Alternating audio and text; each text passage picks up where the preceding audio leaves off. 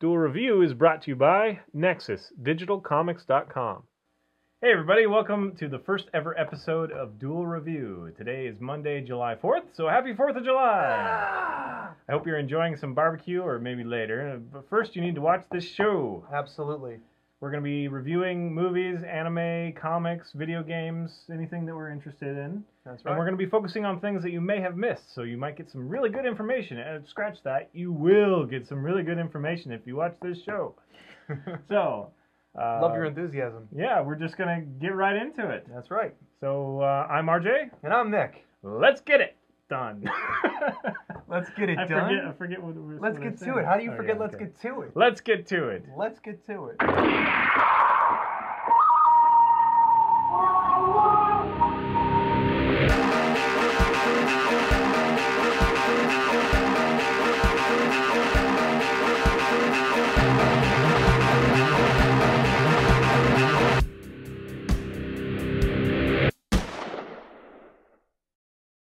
Today is Monday, and we're going to be doing Supreme Powers, the comic book from Marvel. It's actually from Max, which is an offshoot of Marvel, a more serious take, possibly, on things. And so, what did you think of Supreme Powers? Well, it's one of my favorites. It's one of my favorite comic books. What I love the most about it is how rooted it is. It essentially takes DC characters and reformats them. Now, the Squadron Supreme has been around for a while. It actually started off as Squadron Sinister, who was formed by the Grandmaster, and this was in 1969.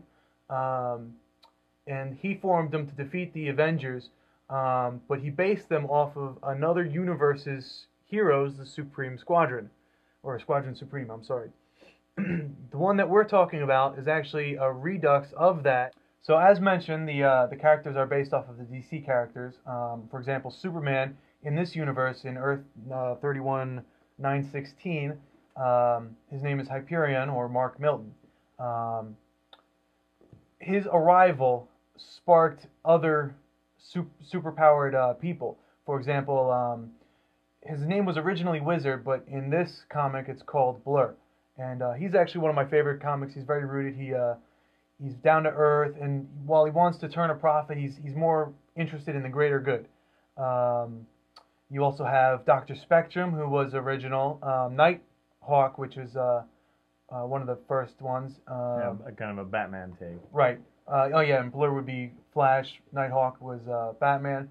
You have Power Princess, which is a horrible name, but that would be the Wonder Woman. Wonder Woman. Equally horrible name. Yeah. And then the other character, Dr. Spectrum, you mentioned was Green Lantern. Dr. Spectrum is Green Lantern, yes. He gets a gem of sorts from the alien ship implanted into his arm, and what he wills, he can create, much to the effect of Green Lantern's ring. So, yeah, I was interested the first time you brought it to my attention. I wasn't aware of it, really, per se, and it's basically Marvel doing DC characters, at least this iteration of it.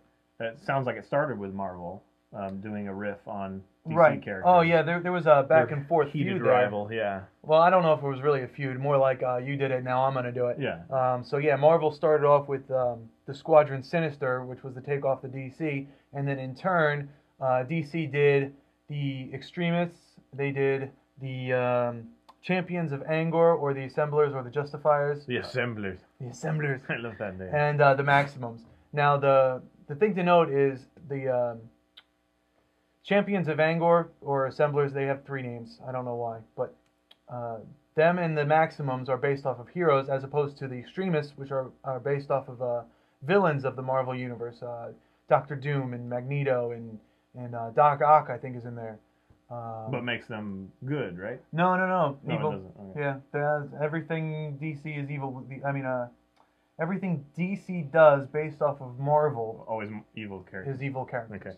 Well, yeah, the comic is really an interesting take.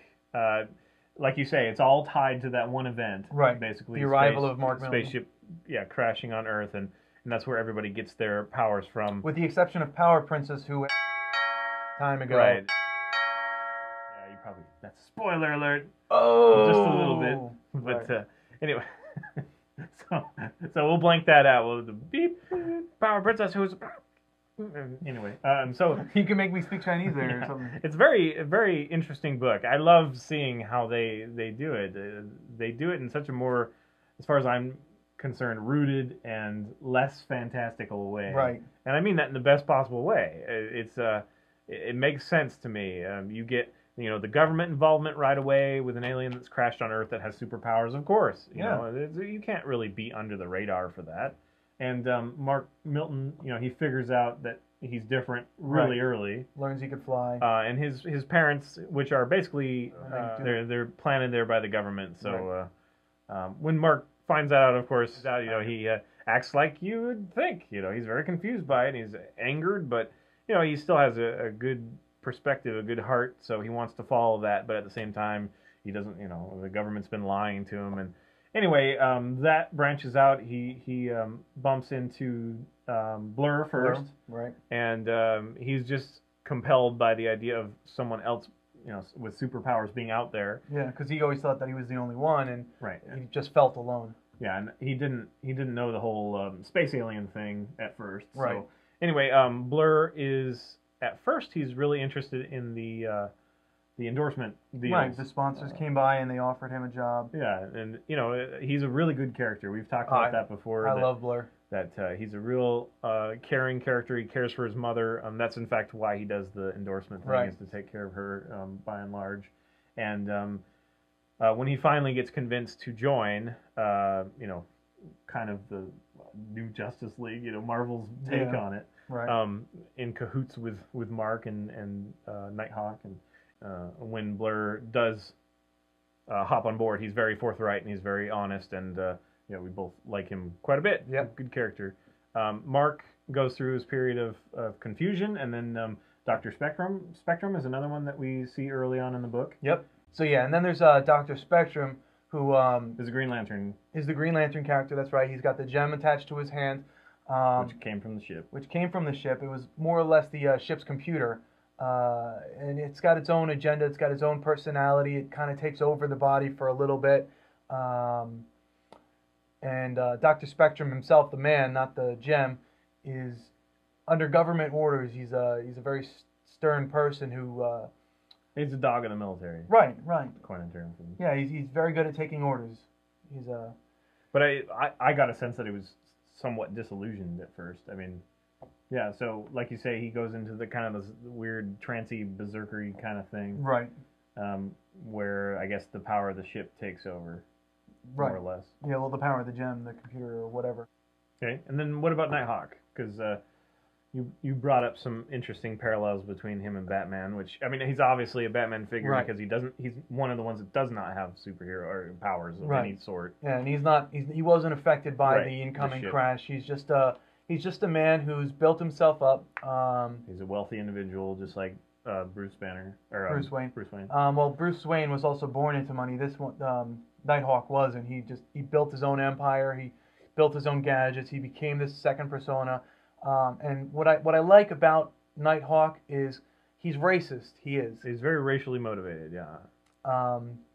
So but I take it as a disassociation, much like Bruce Wayne has that kind of distance between him and other people. He keeps himself at arm's length all the time. Nighthawk has this kind of racism thing going on where he's like, no one's helping the black folk, so I have to do it.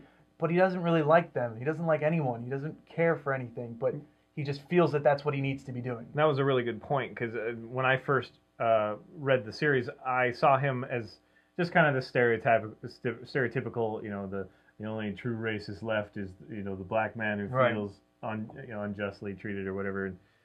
There's some interesting interaction between the two black characters, Right. The Blur and the Nighthawk. The Nighthawk. The Nighthawk, like the Batman. There's some interesting banter there, and it's kind of old school versus new school, maybe. Yeah. I think it's very refreshing. That's why I like the Blur so much. Yeah. Is that it's really a non-issue, the whole race thing. I mean, yes, there's definitely history and there's things to consider, but he's just a guy trying to help out. He's not concerned with the justification, behind the whatever the social stigmas and cultural racist stuff. He just kind of leaves that at the door, and I really appreciate that. But at the same time, I guess it's good to have Nighthawk's perspective Right. I just in there. Yeah. I just like that he's there to. And it doesn't hide from anything. Right. Right.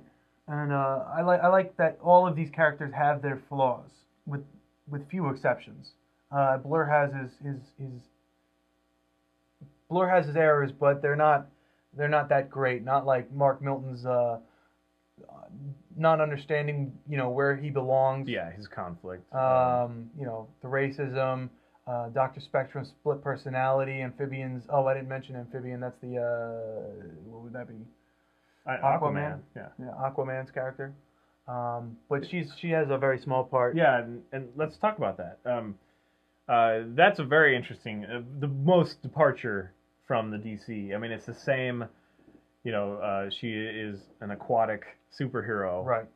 But she's very, very different than what we know from Aquaman. Aquaman is, royalty from under the sea. Right, and right. all this stuff. And she's actually More like an mutated. animal. Yeah, more feral and, can't speak English and all this stuff at first. And Dr. Spectrum's the first one that Well, he does interacts it. He with does her. it telepathically. I don't think she ever learns to speak English. Well, she's very interesting, a very interesting take. I didn't read past. I think I got to like issue 16. So did they use her more effectively? Because she was just kind of this border character that didn't really have much to do. I mean, she did intervene with Dr. Spectrum and protect him, Right.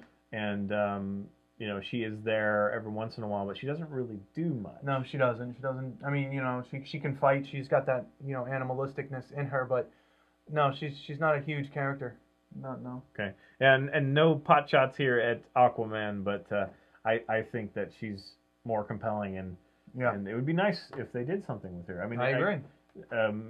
Okay, and then I guess the last character is the princess. Power Princess. Yeah. Power princess. Power Princess. Princess of Power, Power Princess. The least favorite. The least favorite, right? She doesn't. She doesn't do anything for me. Yeah, I guess she's there for a potential romantic interest, maybe. And Possibly, I suppose. anyway, she is definitely tied towards Mark. Right. We won't give too much away. You'll have to find out for yourself. That's right. So that's Supreme Powers. So Nick, what's the required reading for Supreme Powers? The required reading, I would say, is just that basic Supreme Powers title. It breaks off into, some of the main characters have their own offshoots. Yeah.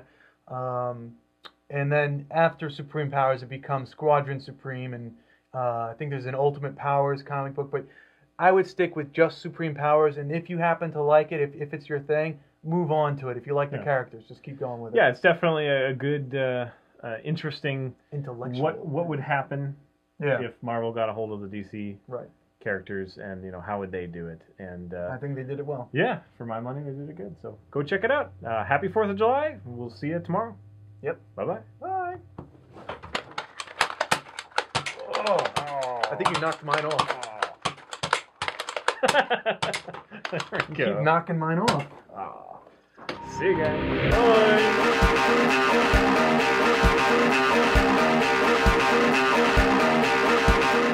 Make sure to check back tomorrow when we take a shot at Desert Punk. Except for the one, the grandmother, the character. Right, the grandmother believes it. Who, talks about the princess. And that's it.